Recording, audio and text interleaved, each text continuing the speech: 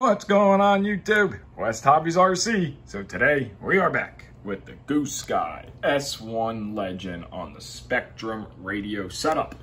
So we need the helicopter, our transmitter, our receiver, which we are using the DSMX standard older DSMX receiver, no bind button. We have a shortened cable, and you will also need a separate receiver to bind if you're going this way, or just get yourself a King-Sun DSMX satellite with a bind button. So let's go ahead and get started. First thing we are going to do, make a new model. We're going to add a new model. We're going to do a default. We're going to do a helicopter, and we're going to create. And we're going to open up our new model and name it Goosky S1. And then we're going to back out. Normal. And we are on our main Goosky screen. So the first thing that we want to do, go to model adjust, and we're going to start with our throttle curve. So what I like to do for throttle curve is I like to run a 0 in normal and then a flat curve. So we're going to do 50%. So normal mode, 50% flat. Then we're going to go to idle up 1. We're going to do 65% flat. 65. So now idle up 1, 65% flat curve. Timer stop. Stunt 2, we are going to do a 80% to start with. 80% flat curve. So our throttle curve is set up. Timer stop. Normal mode, 0%, and then 50 for the rest. Timer start. Stunt 1, 65% flat curve all the way across. Stunt 2. Stunt 2, 80% flat curve all the way across. So now we're going to back out, and we're going to come down to pitch curve. On pitch curve in normal mode, I like to take some negative out. So I like to do a 30%, 40%, then 50, 75, 100. And then, of course, I leave stunt 1, stunt 2 at a linear pitch curve. So 0, 25, 50, 75, 100. Throttle and pitch curve is done. So then we're going to come down, and we are done with this page. You could add your dual rates and expo if you would like. I don't like setting that up. I don't use that. So we're going to go back, model setup. We're going to go to frame rate. We're going to do a hybrid 10, 22 milliseconds, 11, 22 milliseconds. And we're going to come down, and we're going to go to flight mode setup, and we need to set our hold switch. So I like my hold switch to be this back switch. So you're going to click on that.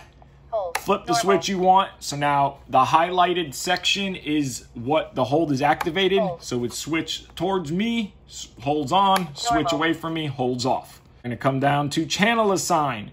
Now we need to assign the gear channel to a switch. The gear channel is going to be your auto level, stability level, and on and off. So I'm going to put that to my flight mode switch, which is B. Now my gear switch, my gear channel is assigned to my B switch. So if I'm in normal mode, auto level's on. Stunt 1. Stunt 1, stunt 2, auto level is off. So now we can back right back out of that. You come down to timers. Going to set a 3-minute timer. Going to set my timer to my hold switch. When I click this, timer starts, timer stop. We're going to put the clear on my bind button so I can clear the timer, and then I'm going to set my timer alerts the way I want them. To do no voice for start and stop, just for reset, and then for alerts I do every minute, and then all the way down voice and vibrate.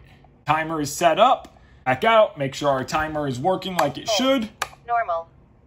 So in normal mode, flip throttle hold off, timer works. We flip throttle hold on, timer stops. Timer reset. Timer reset. So now when we go to our monitor menu, we need to look at our channel monitor here, gear. With normal mode on, we want it to be a positive 100 value. 0 and past negative 100 is auto level off. 100 value, auto level on. So right now, our radio is set up, just that simple. So we need to grab the helicopter and grab our receiver. So when binding a receiver like this with no bind button, you need a separate receiver to bind. So we're using just an AR6210 old receiver that I use for this. We're going to take our DSMX satellite. We are going to plug that into our receiver satellite port. So it must be a satellite port on your receiver, no SRXL2. It has to be DSM2, DSMX. We have a bind plug in our bind port, and we have a little old 2-cell life battery for power. So when we power this up, our receiver goes into bind mode, and we can see through the heat shrink that our satellite is in bind mode. So if we go to our transmitter now and go to bind, Binding. this is going to bind. Bind complete. BSMX 11 milliseconds. So now our receiver, satellite receiver, has binded to our model file. Before we unpower, you want to pull your bind plug, then power down, and now we can take this right here and plug it right into the S1. So on our S1 here, we need to now plug in our satellite, and we're going into this middle port right here. That is our DSM2 DSMX port. I'm just gonna plug that guy into there. So now our satellite is plugged in. We need to put it somewhere. I think the best place I found is going to go right here with our antennas this way. So I got some double-sided tape here. I'm just going to take my satellite and stick it down right here. That I can heat this wire up now with heat shrink and fold it into the shape that I want, which is gonna be right here. One antenna is gonna go forward. The other antenna is gonna go backwards. You can put a little bit of double-sided tape to hold these antennas in place. So now our satellite receiver is hooked up. Now we can turn the radio on and make sure everything works. We are going to power the helicopter up for the first time. I always recommend removing your blades if you have no idea if everything is going to work properly. We are in hold mode. It says hold on our transmitter. We are going to power the model up, and we're going to let it initialize. So the helicopter initialized, everything is working like it should. So we have positive pitch, negative pitch. We have left, right, back, and forward. So we don't have to reverse anything. Everything is working like it should. Now that we know everything is working on our directions, we need to test that our auto level is working. So if you can see now, when I'm tilting the helicopter, the swash plate's going hard to the right. If I turn it upside down, you can see it jumping. You can hear it jumping. So it's trying to level the helicopter back over. If I go into idle up 1 or idle up 2, it's still going to tilt, but you notice it'll come right back. If I tilt it upside down, you don't hear it jumping. It just levels the swash plate back to the way it is. If I'm upside down and I flip auto level,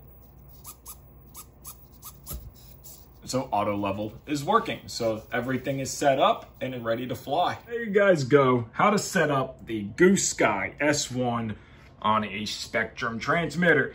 Now again, this is going to be the same setup for all Spektrum radios, DX, NX, IX. It'll be the same. Your menus may be a little different, but the actual settings of the radio is the same. So I want to thank you guys so much for watching this video. If you haven't already, hit that like button, hit that subscribe button, and remember, Patreon and PayPal are linked in every video description if you'd like to help support me. Take care and have a great day.